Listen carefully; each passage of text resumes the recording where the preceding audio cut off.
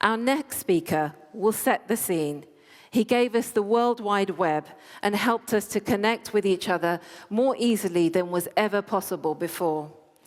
He says that it has taken all of us to build the web we have, and now it is up to all of us to build the web we want. Please welcome Sir Tim Berners-Lee. So I've been asked to talk about ethics and the internet. And I have to say that, to a certain extent, while I've been associated with the technology of the internet, specifically the World Wide Web, it's always been very apparent to me that the systems we use, whether it's a social network or the web or anything that runs over the internet, those systems are in fact not just technology at all. When you connect humanity with technology, what you end up with is a system where the interactions of the machines and govern the interactions of the people, and governs the people, the attitudes, and all the motivations of the people govern the way in which the machines end up connecting. So in fact, they are socio-technical systems. The web is a socio-technical system. It's not just about the technology of when you click on a link. It is about the motivation someone has to make links to great things, because then they are read, and the excitement they get just knowing that other people are reading the things that they've written.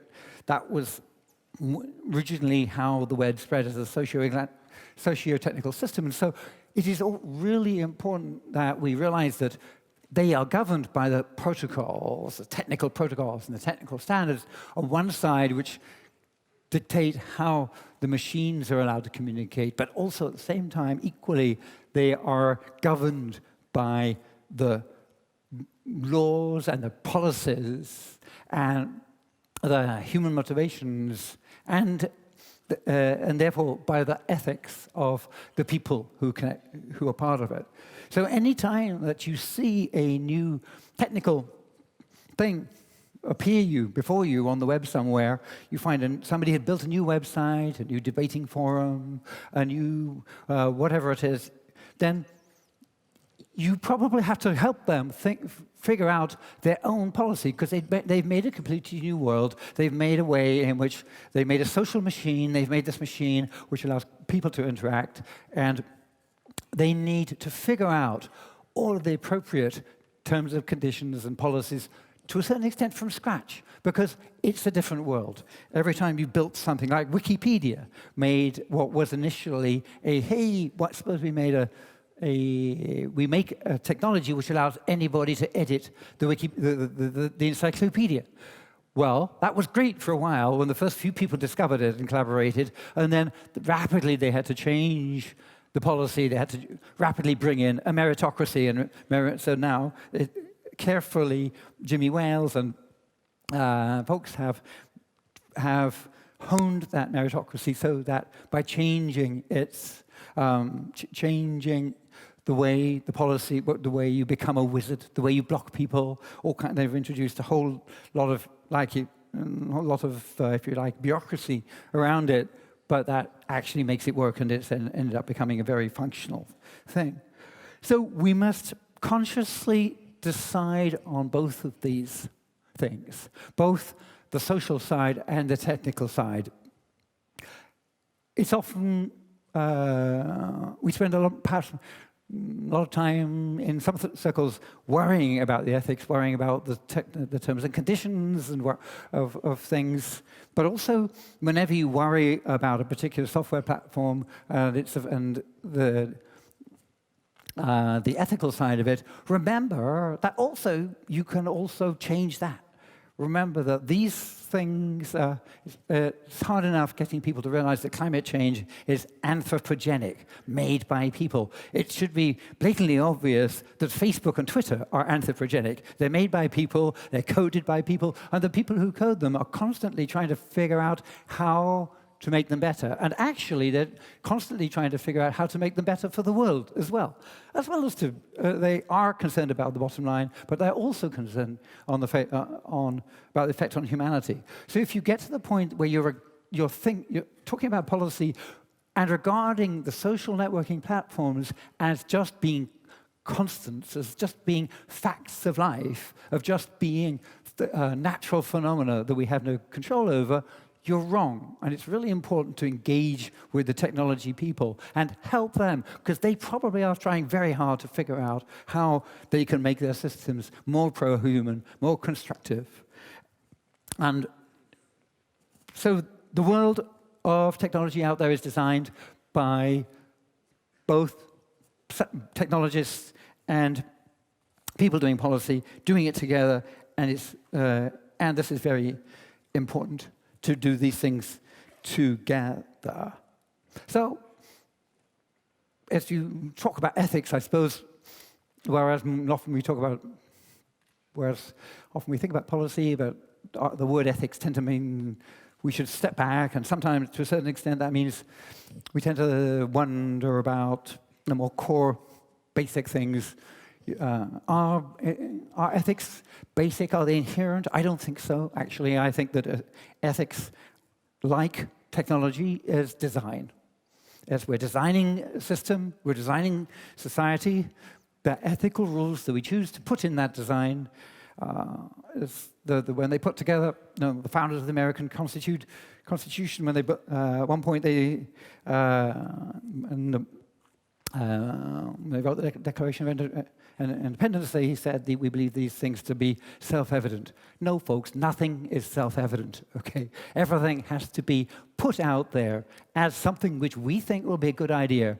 We are proposing that this will be a good idea as a component of our society, and we're prepared to have it examined, and we want to compare it with all the other things.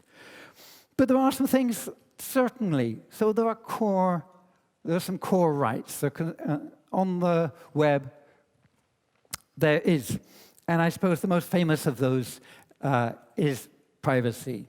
And since Cambridge Analytica, privacy has been not just discussed in fora like this, but I think it's suddenly, with that particular tipping point, suddenly it's been discussed everywhere. Everybody in the street has an attitude. It's not always been it's been a very defensive attitude. I think one of the things, what the Cambridge Analytica debacle demonstrated was not that your data is being abused in order to be able to manipulate you, although that's true. It's about your data is being taken and mixed with that of millions of other people, billions of other people, in fact, and being used to manipulate everybody. And so in that case, I think people were a bit confused because they were used to fighting about privacy as a right for me. If you disrespect my privacy, you should recompense me. You should pay me money for the hurt. But in fact, now they're looking at that my privacy was abused in the sense that my data was used with a huge amount of other data in a data set to be able to understand how my demographic thought, and it's been used to manipulate me to vote in a particular way, and it's been used to manipulate everybody else to vote in a particular way. And so that's so privacy isn't just simple not wanting your own.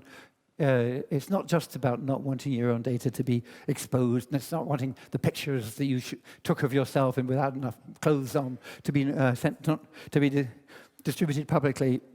Although that is important and part for it too. But there's another right which I think is important.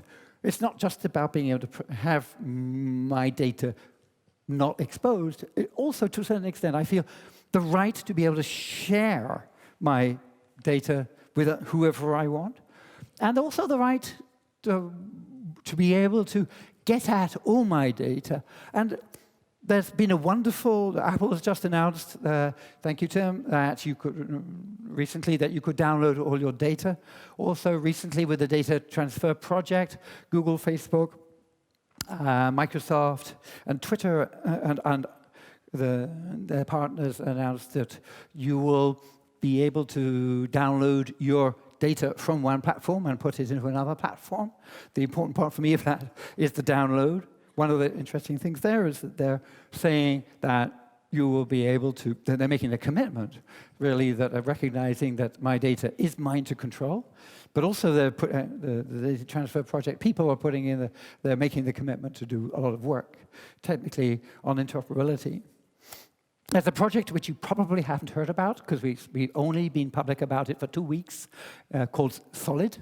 Solid was solid.mit.edu. Now you can also find solid.inrupt.com. INRUPT.com, which is a new startup which is dealing in this. I mentioned Solid because the principle of Solid is a new platform in which you as a user have complete control of your data. It is revolutionary in the sense that it makes any app ask you where you want to put your data. So you can run your photo app or take pictures on your phone and say, I want to store them on Dropbox, and I want to store them on my own home computer. And it does this with new technology, which provides interoperability between any app and any store. So it's exciting times now, and we've just, we are not ready for people to use this at home. We are ready for developers to join us in the quest to make new apps and to make our servers more powerful and more secure. So it's a time for developers to get not involved, not end users, but very exciting times. So on the Solid platform, really, it is a very much, it turns the privacy world upside down. Or I should say, it turns the privacy world right side up. You are in control of your own data by default. That's wherever you store it, you can control who gets access to it. It's also, importantly, that you can share anything with anybody. So you can create groups and you can share things. You can not just share your data with your clinical data with your doctor and your photographs with your cousin. You can share, if you need to, a photograph of your knee with your doctor, and you can share your clinical stuff with your cousin. You can share with it whoever it is that you want. You need to share anything. Share anything with anybody. So it's also, I suppose, if you have the Solid pod is like everybody has their own website. So this means also this also speaks to the core right of free speech. Free speech has been something that the web has celebrated, of course, for a long time. Modulo, blocking and modular and censorship in various parts of the world, which we always have to fight. Free speech is another core right. Another one is my right as a consumer of data is to be able to access as data all of the government data. Certainly the many countries represented here have done great things. The UK and the US also have done a lot of leadership in that state with putting open government data on the web, putting it on the web in a way that, as a journalist, I can pull in the data behind your report, and do my own analysis. If I'm a student, I can pull in the data. So the right to open government data is really important. The right, in general, to connect to anyone on the web is a really important right. It's great that it's one that's been recognized by the United Nations. It's, in a way, it's one which we have to make sure is preserved. That's why net neutrality is about being able to, the network being neutral and not having an attitude as to who I should connect to. The network shouldn't censor me for correcting to the wrong religion, or to the wrong source of movies, or to the wrong political idea. It's very, very important for democracy and education and everything that the network is neutral. So net neutrality is really important. The right to connect to anyone is a key right. And meanwhile, the right to connect to everyone is all very well, but it assumes that it means that I can connect to anyone who's online. And yes, this is the 50-50 moment, folks. This early next year is a time when the exponential growth of the web and people online is getting to the 50-50 point. it has been taking off exponentially. Obviously, the curve will start to turn over, and it will get to a point where we'll be worried, more and more worried about the few people who are not connected, and so the considerations and the rights of people, for example, the rights of the people who are not online to have mitigating ways of being able to do the things that the people online can do things. But here we are at this point where we're crossing the 50-50 point. And so the web is it's going from being a minority thing to being a majority thing. This means we need to think about what our attitudes will be, what our policies have to be as we go into the place where it becomes, where the minority who are not online become smaller and smaller and smaller. But also, it's a really good point, and the World Wide Web Foundation is one among those taking this 50-50 moment as being a time to say, we really need to step back, folks, and we use this as a time to really bring up and have a good discussion about all these rights. So, by the way, just saying that if you do connect people to the World Wide Web, it is useful, it does connect, it has a spin-off. If you're worried about the right to education, if you're worried about the right to health care, well, actually giving people connectivity to the internet is a pretty good first step for them then figuring out their healthcare, for example, them being able to help themselves about things like agricultural diseases and so on. So the right to connect to the internet connects well with a lot of the other rights out there. So here we are talking about ethics, coming out with rights. What will we do? Will we leave the conference, make placards, and go and defend rights, freedom everywhere? Not so simple. It's not so simple because sometimes these rights actually conflict. We find the right to anonymity, the right to be a whistleblower, the right to be able to post something on the big notice board in the sky without being held responsible for it, is in fact in violent conflict with the right not to be bullied. It's in violent conflict with the rules about hate speech. How can we give whistleblowers the right to be able to blow the whistle on horrible things happening in their companies or in their governments or in their police forces, and at the same time protect people who are horribly bullied to sometimes to destruction by trolls online? That's always been a conflict. How can we protect the conflict between the whistleblower's anonymity and the ability of the police to enforce things by spying on people? So privacy, conflicts of privacy, and the needs of law enforcement. Yes, in an ideal world, we design great technology and we put together a set of ethics and a set of policies and a set of social norms by which we interact and we give each other respect and we work out our democratic processes and we come to great decisions and we create great science. And we can design that.